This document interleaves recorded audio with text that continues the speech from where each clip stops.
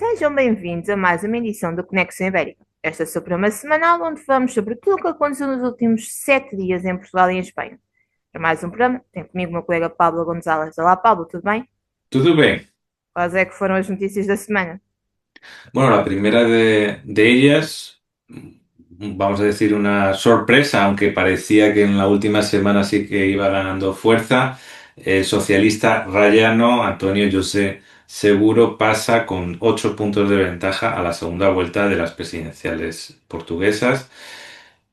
También comentaré algunas declaraciones que hizo un poco entrada la madrugada Antonio José Seguro en ese discurso de victoria parcial, ¿no?, de la primera vuelta, porque habrá una segunda. Y por último, por fin, aquello se ha materializado, aunque faltan otros pasos y tal pendientes, pero bueno, la firma ya la tenemos oficial de Mercosur y Unión Europea. Claro, começamos com umas eleições em Portugal que até há 2 meses, para aí, toda a gente achava que iam terminar de uma forma e agora tivemos uma primeira volta que terminou com chama um outsider a ganhar, António José Seguro. Agora, o que é que vamos poder esperar desta segunda volta? Bueno, la segunda vuelta que será el 8 de febrero, el margen entre una y otra son 3 semanas, así que bueno, prácticamente la campaña electoral continúa y será contra André Ventura, ¿no? André Ventura, que recordemos que, bueno, siempre fue el más favorito de haber sido, de ser el primero, ¿vale? Era lo más probable. Y finalmente, fue segundo, ¿no? En esta segunda vuelta, ¿no? Y con 8 puntos de ventaja, un socialista, Antonio José Seguro, que además es de la raya, ¿no? Bueno, el 31% de los votos acaparó Antonio José Seguro frente al 23% de André Ventura. Debió de haber voto oculto e incluso una movilización de las últimas semanas hacia un voto útil de izquierdas que ha catapultado, ¿no?, junto a esa división del centro derecha, que ha catapultado a Antonio José Seguro a esa primera posición en esta primera vuelta de las elecciones presidenciales. Sin mayoría absoluta, pues pasa a una segunda vuelta con André Ventura, ¿no? Y bueno, es muy curioso porque estamos en un contexto de derechización del electorado portugués, es decir, que hay más votantes de derechas que de izquierdas, y con el PSD en el gobierno. Estaba también en la presidencia de la República, que también puede haber recogido algo de desgaste, ¿no?, de tanto tiempo, bueno, 2 legislaturas en la presidencia de la República. Recordemos que son 5 años, esto yo creo que muchas personas no lo saben, son 5 años, y recordemos que existe primer ministro y presidente de la República, porque cuando dicen presidente, algunas personas de fuera de Portugal se pierden y se piensan que tiene más poder el presidente que el primer ministro, y no, es al revés. Entonces, desde luego, lo comentábamos y tú probablemente puedas profundizar más, ha sido una derrota de Luis Montenegro, ¿no?, del primer ministro portugués, porque su candidato pues cosechó muy pocos votos, y normalmente hay una cierta tendencia a votar al poder.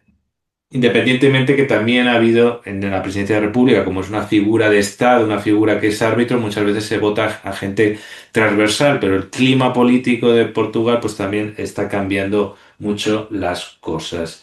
El primer ministro portugués, Luis Montenegro, ha dicho que no le representa, ninguno de los dos candidatos representa su espacio político, y entonces el PSD no se va a implicar en la campaña electoral de la segunda vuelta. Hay muchas interpretaciones de lo que significa esa neutralidad para un lado y para otro. Todo el mundo tendrá dificultad, porque claro, necesita, para Montenegro la gobernabilidad es fundamental.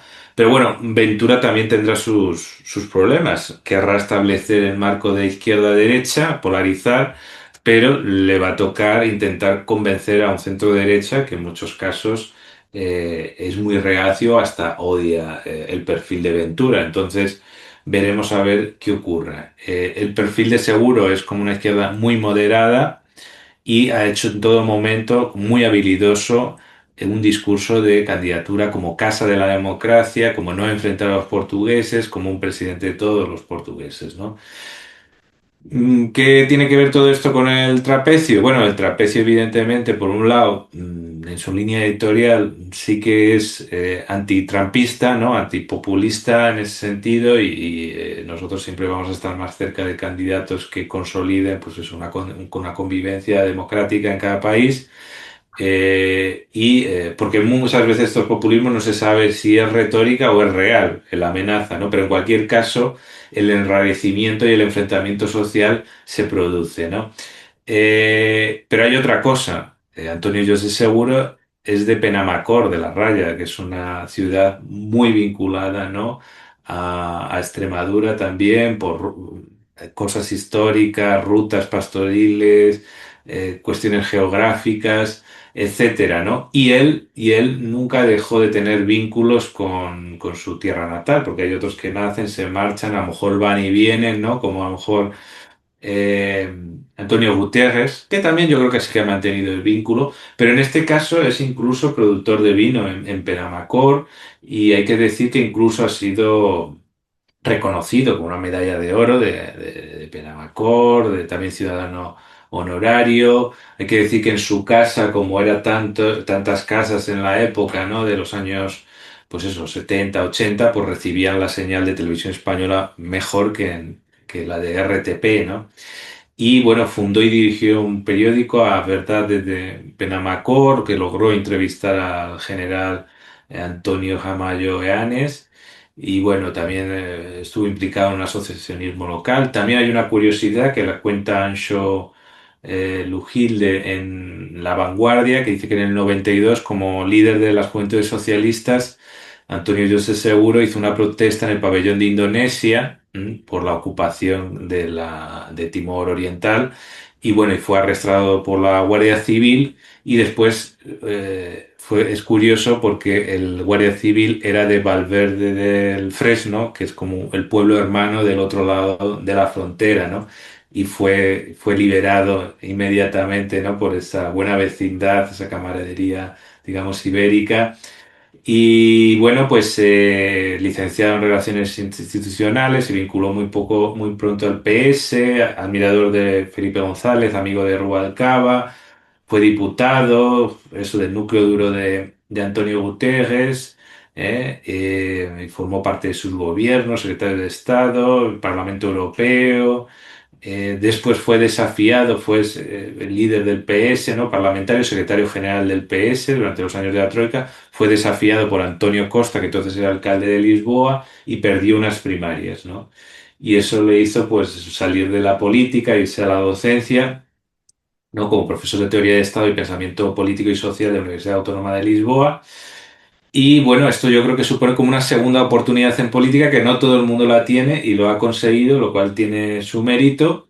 Y bueno, pues tiene todas las cartas para ser presidente de la República en los próximos 5 años, pero veremos a ver, porque será una campaña electoral muy importante, me lo decía Jaume Reixac, que bueno, será una batalla también importante a nivel europeo, a nivel ibérico, ¿no? De cómo enfrentar a la democracia a un modelo populista, trampista, y evidentemente su victoria será muy importante, que veremos a ver si será por poco o será por mucho. Caben todas estas circunstancias, son posibles, ¿no? Y bueno, también tuvo el apoyo explícito del PS, aunque intenta tener un perfil transversal, y también del hijo de Mario Soares, de João Soares, también le apoyó, y de hecho siguió la campaña electoral desde Caldas da Rainha, que creo yo que es donde él tiene, pues donde él se mueve más. Bueno, continúo con algunas declaraciones que hizo esa misma noche, ¿vale? Él dice que arrancó como: somos un solo pueblo, una sola nación, un solo Portugal, plural e inclusivo, respetuoso con las libertades de cada uno y solidario con nuestras esperanzas, con nuestras necesidades. Dice que han sembrado esperanza y cosechado confianza. Dice que está recibiendo esos votos de diferentes procedencias políticas, que quiere derrotar al extremismo y quienes siembran el odio. Eso hace un llamamiento para eso, una candidatura de todos los portugueses, y también con una sensibilidad social por el tema de los bajos salarios, bajas pensiones, la cuestión de la sanidad evidentemente ha salido mucho. y bueno, pues eso, con un perfil de Estado y democrático intenta arrancar el voto de muchas personas. Y bueno, ¿cómo lo habéis vivido allí? ¿Cómo hasta ahora? Y bueno, ¿cómo vivisteis la jornada electoral y qué perspectivas hay, Andrea? Bem, quando começámos a falar destas eleições ainda antes de dezembro e começámos a ver que eram as mais concorridas de sempre, com 14 nomes nos botões de votos, só 11 elegíveis, e vimos que muito provavelmente haveria uma segunda volta, mas daquele grupo de 11 havia 5 candidatos principais. Estes 5 era Luís Marcos Mendes, Henrique Gouveia Melo, João Coutinho Figueiredo, André Ventura, António José Seguro. Quando vimos estes 5 nomes, a maioria dos portugueses, provavelmente só os socialistas diriam que provavelmente António José Seguro seria que ficaria em quinto lugar, devido, como disseste, à saída dele do PS, que foi quase desafiado assim por António Costa, e os portugueses na altura até brincavam um pouco, porque ao contrário de Costa, António José Seguro tem um perfil mais calmo, mais tranquilo, muito mais calmo que Marcelo Rebelo de Sousa. Só que quando começaram a ser as sondagens, vimos que se calhar os grandes favoritos, que seriam Henrique Gouveia Melo e Luís Marcos Mendes a priori, iam começando a descer por vários, várias explicações. Luís Marcos Mendes, acredito, Luís Marcos Mendes teve a pior derrota de um candidato apoiado por um PSD no governo. Aliás, teve um terço dos votos que o PSD teve nas últimas eleições legislativas, e acredito muito que esta derrota de Luís Marcos Mendes tenha sido também um pouco pela intervenção de Luís Montenegro, quando ele disse logo no início da campanha para não votar no Seguro, no Coutinho Figueiredo, no Ventura, que eram todos populistas, que o seu candidato, neste caso Luís Marcos Mendes, era o candidato ideal para ser o próximo Presidente da República de Portugal. Bem, Luís Marcos Mendes, em princípio, será que ele fica em quinto lugar nestas eleições.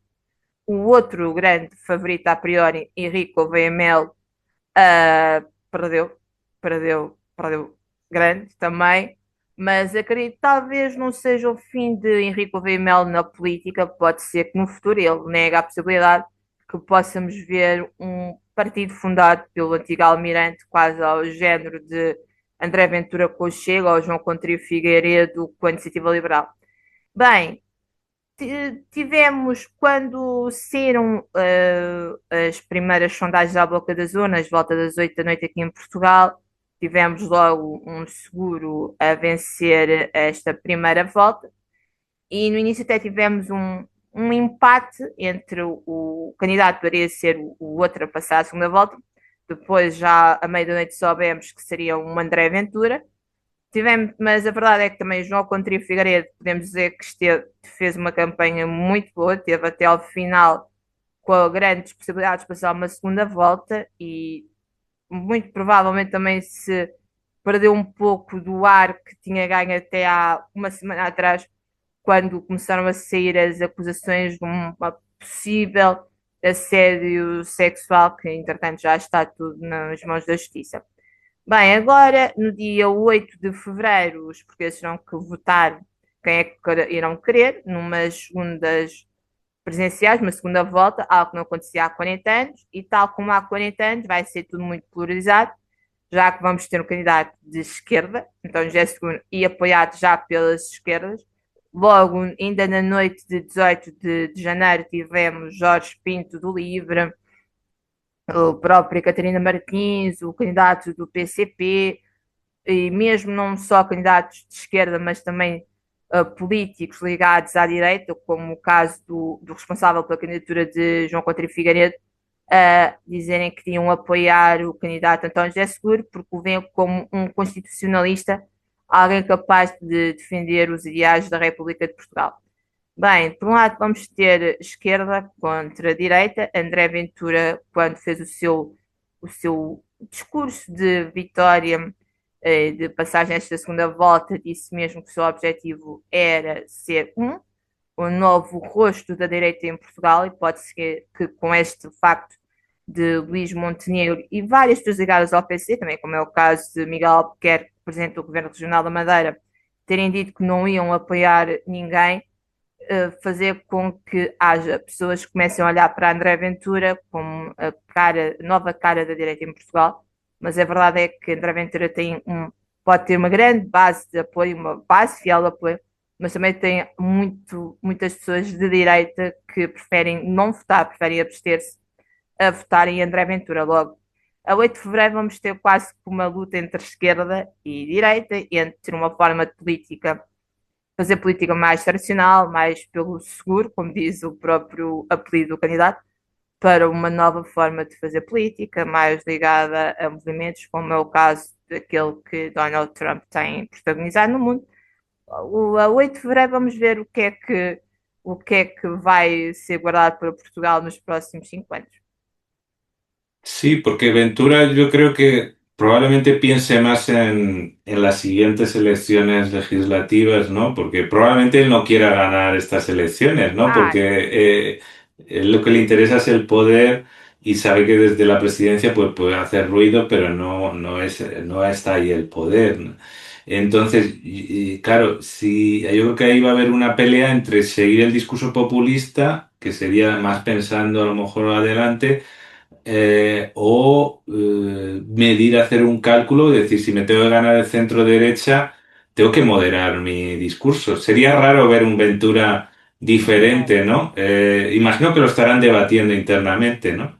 De qué hacer, ¿no? En la campaña não electoral. sei, mas sim, o André Ventura e o Chega quer o poder e a verdade, o Presidente da República tem um poder muito reduzido em Portugal. Bem, o André Ventura é algo que a gente vê muito em França com a Marine Le Pen, só que no caso de França, o Presidente da República de França também tem mais poder que o Presidente da República de Portugal. Logo, Le Pen quer o poder em França e também acredito que Ventura quer o poder em Portugal e o Presidente da República é apenas o chefe de Estado, é apenas o representante do país no mundo, mas o Primeiro-Ministro é quem manda, na realidade. Sí, sí, no, y en la segunda vuelta, como le pasa a Le Pen, necesita el apoyo mayoritario y si tienes más gente que te odie de los que te ama, tienes un problema para llegar a donde quieres llegar, ¿no? Entonces tienes que ir moderando, tienes que ir haciendo más pragmatismo, salvo que a lo mejor haya una conmoción social que se aproveche, ¿no? Que, bueno, en parte con el tema de inmigración se creó esa situación que en parte puede tener una parte de cierta y otra parte de exagerada, y eso le funciona a Aventura. Veremos a partir de ahora si le funciona más o menos. Lo seguiremos viendo. Sim, agora vamos passar para o que aconteceu finalmente, a assinatura do acordo entre a União Europeia e o Mercosul, apesar de continuar a haver os protestos com os agricultores. Onde é que este acordo foi assinado? Bueno, pues al final fue en Asunción. Claro, Lula quería que hubiese sido en Brasil, pero claro, con tantas demoras, tantos problemas y tal, no coincidió dentro de las dos presidencias del Mercosur que ha pasado, ¿no? Ha rotado, ¿no? En estos años, que se quiso en su momento, ¿no? Que coincidiera con la presidencia española de la Unión Europea, del Consejo de la Unión Europea y la presidencia del Mercosur. Hubo otra presidencia del Mercosur que acabó hace poco, querían que al final del mandato a ver si se firmaba. Y bueno, lo que consiguió Lula es sí una visita previa bueno, fueron a Río de Janeiro, donde hicieron el antiguo Palacio de Itamaraty, no en el nuevo que está en Brasilia, hicieron ahí unas fotos y bueno, la foto la tiene Lula porque también el Mercosur ese es otro de los problemas que están divididos internamente, ¿no? Entre Milei, con Paraguay ha habido roces, aunque Paraguay históricamente era pragmático, ahora se ha ido más al lado de Trump, pero sabe Paraguay que al estar tan pegado y tener tantos intereses en Brasil, no puede enfrentarse con Lula. El caso es que al final Lula no fue a la firma, pero sí que la foto se hizo y la propia delegación de la Unión Europea viajó en el avión de la República Federativa de Brasil con Mauro Vieira, que es el que firmó, que es el ministro de Exteriores. Y bueno, lo importante es que se firmó y que arranca el asunto. Ahora pasa a otra etapa, que hay otras dificultades, ratificaciones en parlamentos y tal, pero ya de alguna manera yo creo que ya es irreversible. Ya te quiero decir, ya otras cosas ya políticamente se irá llegando a acuerdos aquí y allá para llevarlo a cabo, pero ahora ya dentro de esa dinámica y sabiendo cómo está el mundo, pues es más difícil que sea boicoteado. Y bueno, hay que decir que Italia, que amagó un rechazo, al final ha apoyado, como no podía ser de otra manera, porque Italia también tiene muchos intereses en América del Sur.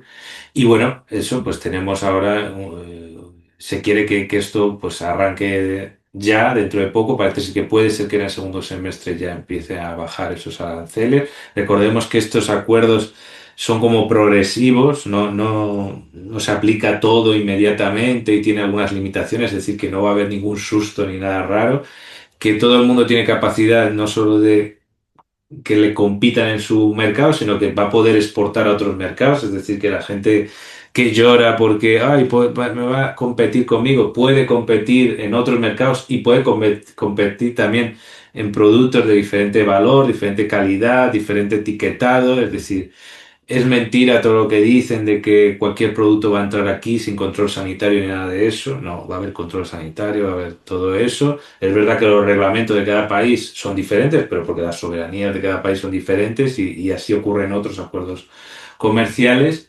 Y bueno, pues eso, al final estuvieron Javier Milei, Antonio Peña, Santiago Peña, Yamandu Orsi de Uruguay. Hay que decir que también estuvo el presidente de Bolivia, que está ahora justo a punto de entrar, ya es como un Estado miembro, pero la parte económica va a haber una transición, pero va a estar Bolivia también. Y Paraguay, que es un Estado asociado, hay varios estados asociados que tienen acuerdos con el Mercosur, pero no son parte del Mercosur, son un estado asociado. Y Panamá sí que parece que quiere pasar de estado asociado a ser miembro de pleno derecho, ¿no? Yo creo que Panamá, eh, como ha recibido tantas presiones de Estados Unidos, quiere como un contrapoder y siendo un país donde el comercio es algo fundamental, pues y fundamental también para los países, sobre todo de como Argentina bueno, todos los países atlánticos que necesitan, ¿no?, pasar al otro lado, o los del Pacífico que necesiten pasar al lado del Atlántico o al Caribe.